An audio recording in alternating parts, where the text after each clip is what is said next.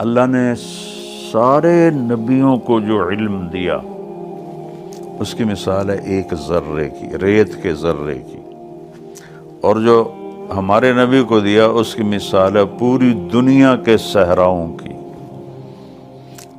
تو میں تو کئی صحرا پھرا ہوں، تو حیرت ہوتی ہے کہ 1.25 نبیوں کو جو ملا ایک ذرہ، اور جو ہمارے نبی کو ملا صحراؤں کے ذرے۔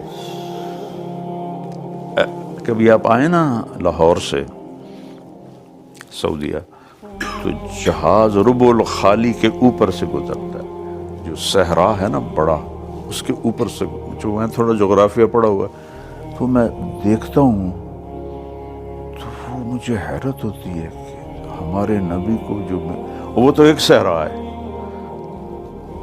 6 بر اعظم میں صحرا ہے۔ تو اس کا مطلب تھا کہ ہمارے نبی کے علم کی کوئی حد کوئی نہیں ہے، اللہ کے سوا کوئی نہیں جانتا ہے۔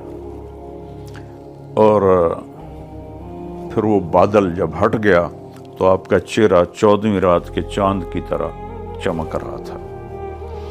اور عبد المطلب ساری رات بیت اللہ کا پردہ پکڑ کے رو رہے تھے کہ یا اللہ عبداللہ چلا گیا، بیٹی نہ ہو بیٹا دے۔ انہیں کیا خبر کہ کون آ رہا۔ جب ان کو خبر ملی تو وہ اتنا خوش ہوئے۔ تو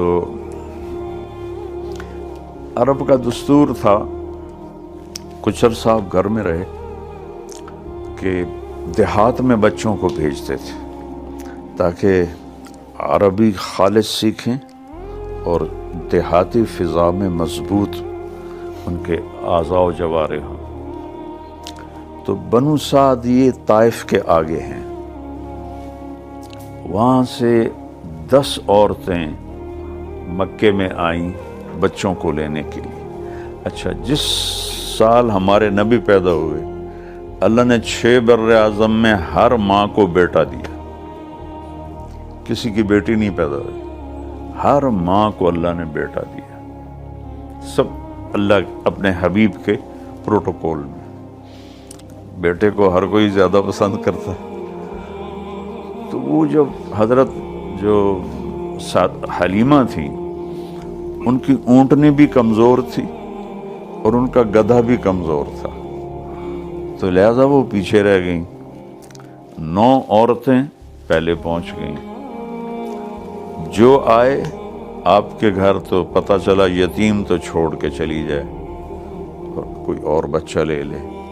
تو اس دن مکے میں 10 بچے پیدا ہوئے تھے، اسی دن کی بات نہیں، یعنی وہ تھوڑا آگے چل کے۔ تو ایک آپ یتیم تھے، باقی 9 کے والدین تھے، تو یہ 9 عورتوں نے 9 بچے ریزرو کر لیے اور لے کے چل پڑی۔ جب حضرت حلیمہ پہنچی تو وہ بھی آئیں، تو یتیم سنا تو چھوڑ کے چلی گئی، اور جا کے سارا مکہ ڈھونڈا، کوئی بھی نہیں ملا، سارے بچے چلے گئے تھے۔ تو ان کے خامند کہنے لگے کہ یتیم بچہ لے لے، کوئی ثواب بھی ملے گا ہمیں۔ تو پھر وہ عبد المطلب کے پاس آئیں، تو انہوں نے وہ جو میں نے پہلے بتا دیا، ان کا انٹرویو کیا۔ تو حضرت آمنہ نے فرمایا کہ یہ بڑی برکت والا بچہ ہے۔ تو اس کی ایک دفعہ حضرت عباس کہنے لگے یا رسول اللہ، مجھے آپ کے بچپن میں پتہ چل گیا تھا کہ آپ کوئی بڑی ہستی ہیں۔ آپ نے کہا وہ کیسے؟ کہا میں آپ کے گھر آیا تھا اور آپ چارپائی پر لیٹے ہوئے تھے معصوم، تو بچہ ایسے کرتا نا، ہاتھ پاؤں ہلاتا ہے، تو کہا میں نے ایسے اوپر دیکھا تو 14ویں کا چاند تھا، جب آپ ایسے کرتے چاند ادھر ہو جاتا تھا، جب آپ ہاتھ ایسے کرتے چاند ادھر ہو جاتا تھا۔ آپ کے ٹانگوں اور ہاتھوں کی موومنٹ سے چاند ایسے ایسے ہو رہا تھا۔